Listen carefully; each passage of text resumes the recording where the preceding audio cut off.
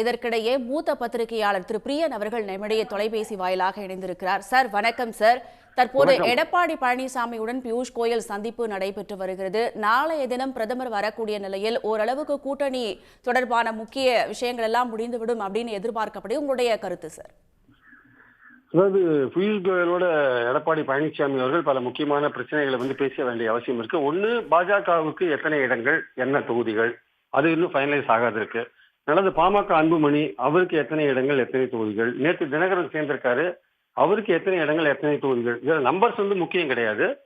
ஒருத்தர் கேட்கிற தொகுதியை இன்னொருத்தரும் கேட்டாங்கன்னா அதுல பிரச்சனை வரும். அதை ரிசால்வ் பண்ணணும். ஆக்சுவலா அஇஅதிமுகவுக்கு செல்வாக்குள்ள பகுதிகளை மற்ற தோழமை கட்சிகள் கேட்டாங்கன்னா அதை எப்படி சமாளிக்கிறதுன்னு எடப்பாடி அவர் பேச்சுவார்த்தையில தீர்மானிக்க வேண்டிய அவசியம் இருக்கு. ஸோ இந்த தொகுதிகள் நம்பர்ஸை விட தொகுதிகளோட பெயர் தான் முக்கியம். ஆக்சுவலா அதுவும் பாஜக பெரும்பாலும் கோவில்கள் இருக்கிற தொகுதிகளா கேட்கறாங்க. திருத்தணியை கொடுங்க, திருப்பரங்குன்றத்தை கொடுங்க, பழனியை கொடுங்க, ராமநாதபுரம் கொடுங்கன்னு எங்கெங்க கோவில் இருக்கோ அந்த கோவில் இருக்கிற தொகுதியை கேட்கறாங்க. ஸோ அவங்க பிரச்சாரம் வேற விதமான ஒரு பிரச்சாரம், இந்துத்துவ பிரச்சாரத்தை பண்ணி வின் பண்ணலான்னு அவங்களுக்கு ஒரு ஐடியா இருக்கிறதுனால அவங்க, ஆனா அதிமுக அந்த விஷயத்துக்கு ஒப்புக்கொள்ளவில்லை.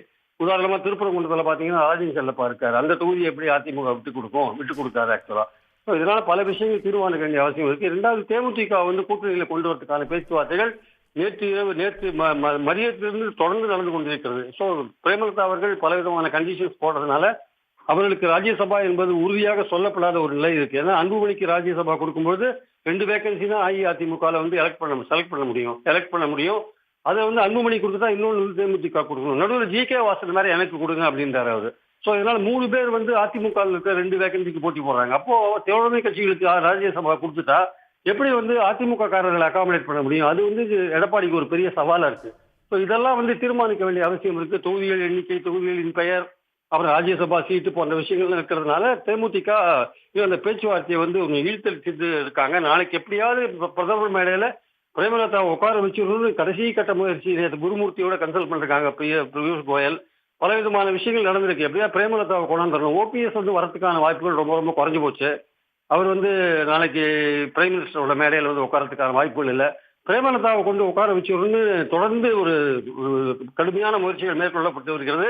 அதில் பாஜக வெற்றி பெறுமா இல்லையா என்பதை பொறுத்து இருந்தால் பார்க்க வேண்டும். கூட்டணியில் எந்த கட்சியை சேர்ப்பது என்பது அஇஅதிமுக உரிமை என்று பொதுக்குழுவில் அதிமுக தீர்மானம் போட்டது. ஆனால் நேற்று தினகரனை சேர்க்கும் போது அதிமுக தலைவர்கள் யாரும் வரல என்றது மட்டுமல்ல, இதுவரை எடப்பாடியும் தினகரனும் சந்திக்கல என்றது ஒரு முக்கியமான விஷயமா நம்ம பார்க்கிறோம். ஸோ இந்த மாதிரி சின்ன சின்ன பிரச்சனைகள் எல்லாம் தீர்க்க வேண்டிய அவசியம் இருக்கிறதுனால பியூஷ் கோயல் எடப்பாடியுடைய சந்திப்பு இன்னும் தொடர்ந்து பல சந்திப்புகள் மேற்கொள்ள வேண்டிய அவசியம் இருக்கு. இந்த சந்திப்பு அதற்கான தொடக்கமா இருக்கும்னு நினைக்கிறேன்.